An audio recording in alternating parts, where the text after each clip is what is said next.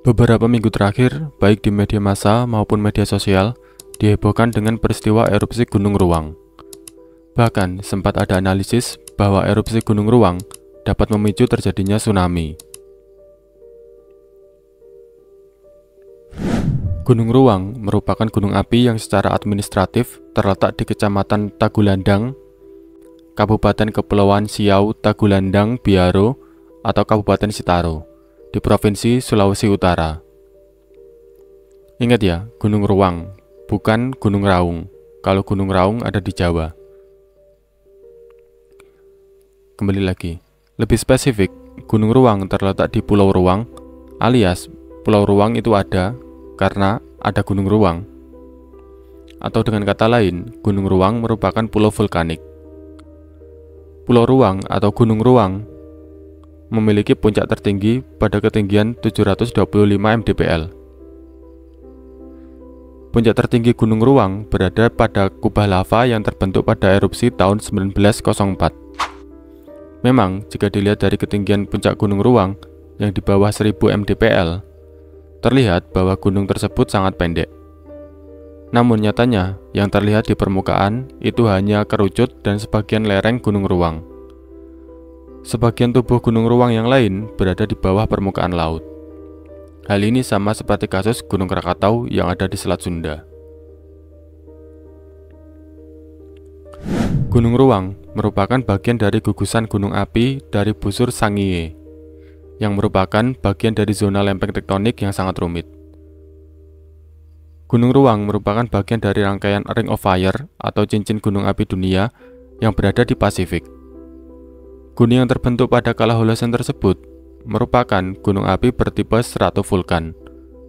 Seperti umumnya gunung api strato, Gunung Ruang juga memiliki erupsi yang bersifat eksplosif.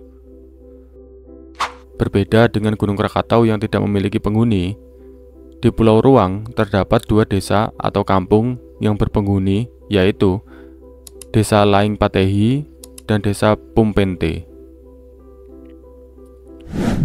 Selain itu, di seberang utara yang hanya berjarak kurang lebih 1 km dari Pulau Ruang, terdapat Pulau Tagulandang yang memiliki penduduk yang banyak.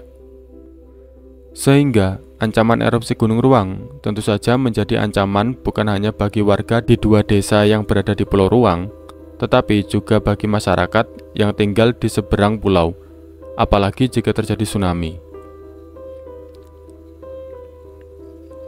Setelah erupsi yang dahsyat dengan kekuatan 4 VEI pada bulan September 2002, Gunung Ruang seperti tertidur pulas.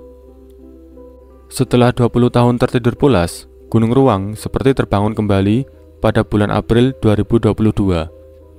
Bahkan PVMBG atau Pusat Vulkanologi dan Mitigasi Bencana Geologi sempat menaikkan status Gunung Ruang ke level 2 atau waspada.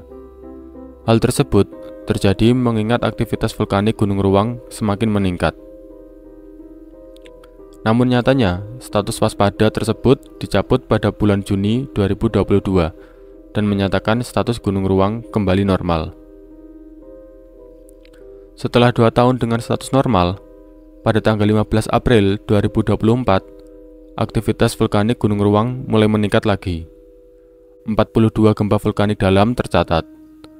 Sebelum gempa vulkanik tersebut terjadi, tercatat didahului oleh gempa tektonik jauh pada tanggal 9 dan 14 April dengan magnitudo 6,4 dan 5,1. Gempa tektonik tersebut diperkirakan pengaruh dari subduksi Sulawesi Utara dan subduksi ganda di Laut Maluku.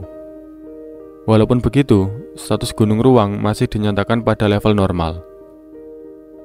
Tak butuh lama, selang 1 hari, lebih tepatnya pada pukul 10.00 WITA, status Gunung Ruang dinaikkan menjadi level 2 atau waspada. Hal ini didasarkan pengamatan secara visual maupun instrumental, di mana aktivitas kegempaan semakin intens. Selain itu, pada tanggal 16 April 2024, Gunung Ruang juga sudah mengeluarkan asap dari kawah dengan ketinggian mencapai 200-500 meter dari puncak. Masih pada hari yang sama, aktivitas Gunung Ruang semakin intens.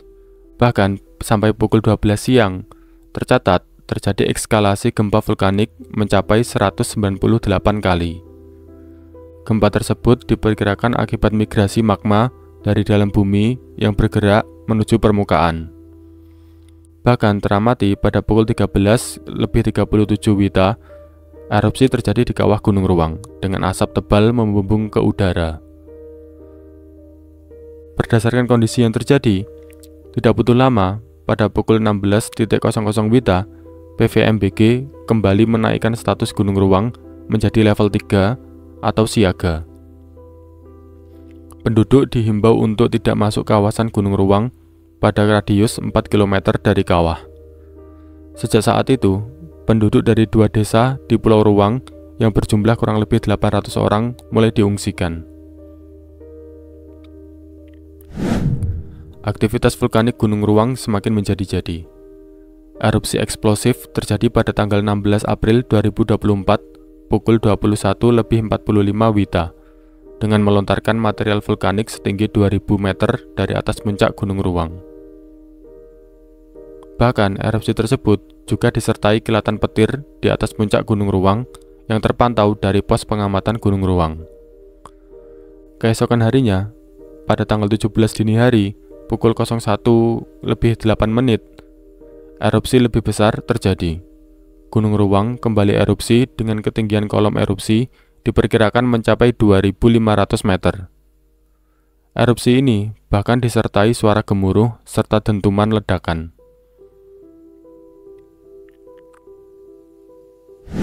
Gunung Ruang seperti belum puas untuk mengeluarkan semua isi perutnya. Rangkaian erupsi Gunung Ruang terus berlanjut. Setelah erupsi yang terjadi pada pukul 1:08, tercatat pada tanggal yang sama terjadi 3 kali erupsi, yaitu pada pukul 5 pagi, 6 malam, dan erupsi terbesar pada pukul 8:15 malam. Erupsi terbesar tersebut bersifat eksplosif, bukan hanya melontarkan abu vulkanik dan material piroklastis saja. Erupsi tersebut juga melontarkan lava pijar dari kawah Gunung Ruang. Kolom erupsi teramati berwarna kelabu hingga hitam dengan ketinggian sekitar 3000 meter di atas puncak Gunung Ruang.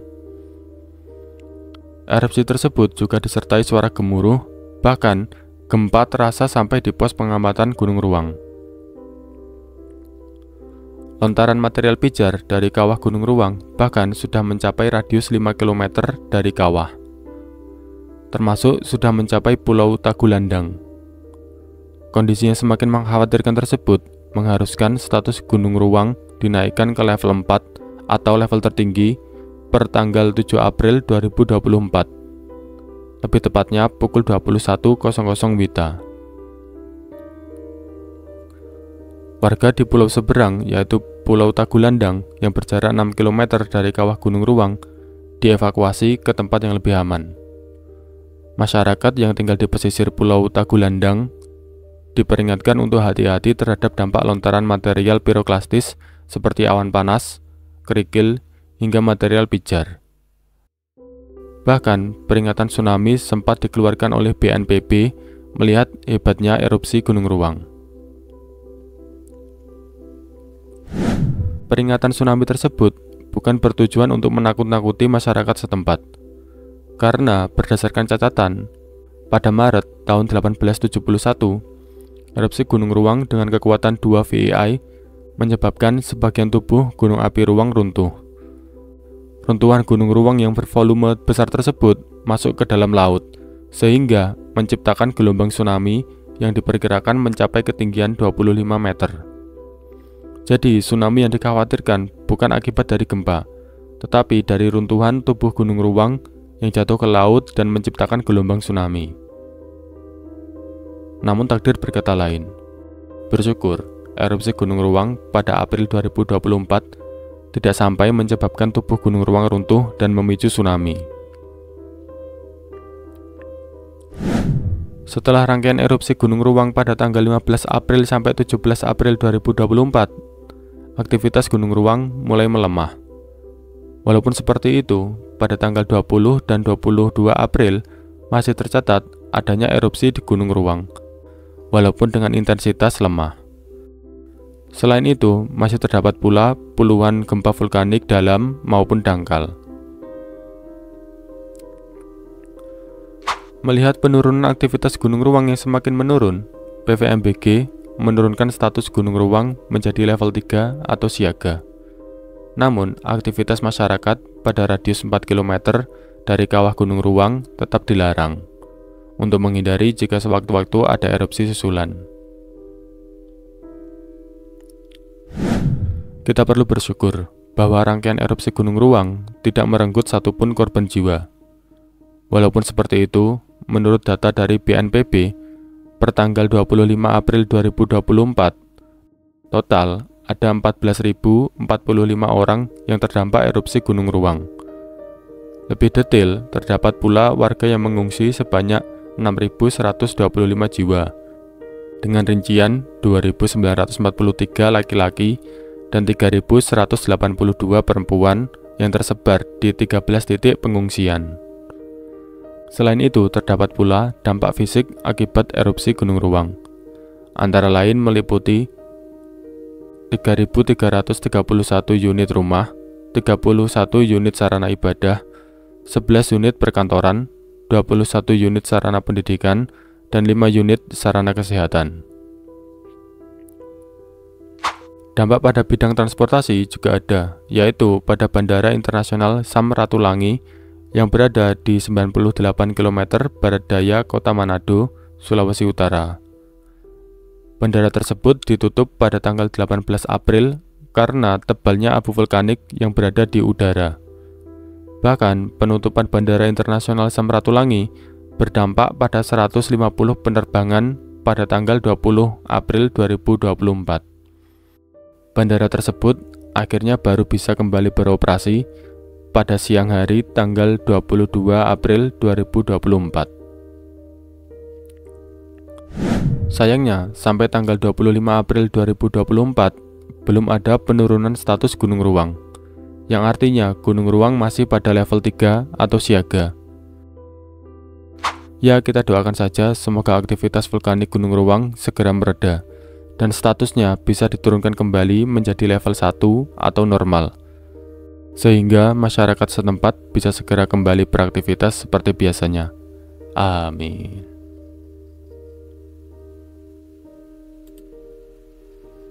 Ya, terima kasih. Sekarang saatnya baca komentar warga bumi. Let's go. Dari @Muhammad Iqbal. Bahas pegunungan Kendeng yang membentang dari Kelambu, Grobogan sampai Jatim. Ya, kapan-kapan pasti saya bahas, tapi sabar dulu. Nice, terima kasih. Next, dari @Yunipurwanti8871. Bagaimana dengan cerita geologi Pegunungan Manoreh? Intinya Pegunungan Manoreh itu umurnya lebih tua daripada Pegunungan Selatan di Gunung Kidul dan Bantul. Cuma Pegunungan Manoreh itu bisa dikatakan gimana ya? Kombinasi antara kars dan juga batuan intrusif lava. Jadi ya kapan-kapan mungkin kita akan bahas. Kurang lebih seperti itu.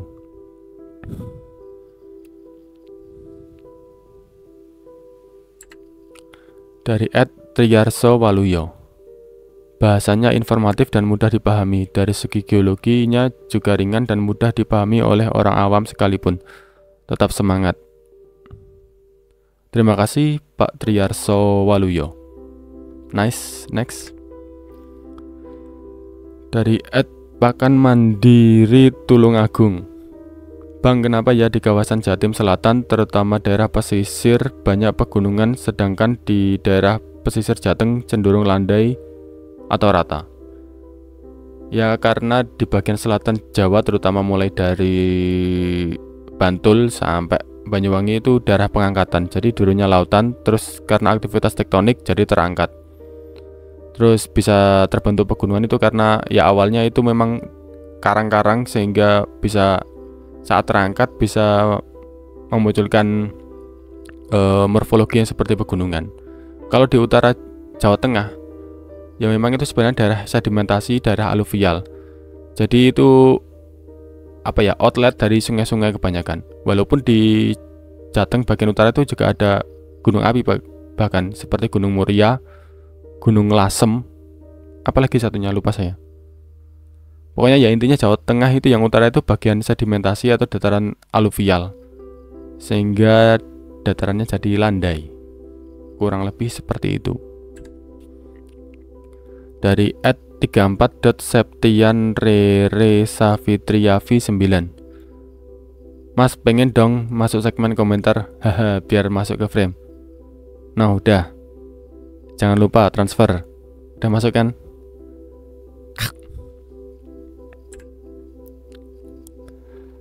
Oke, itu saja.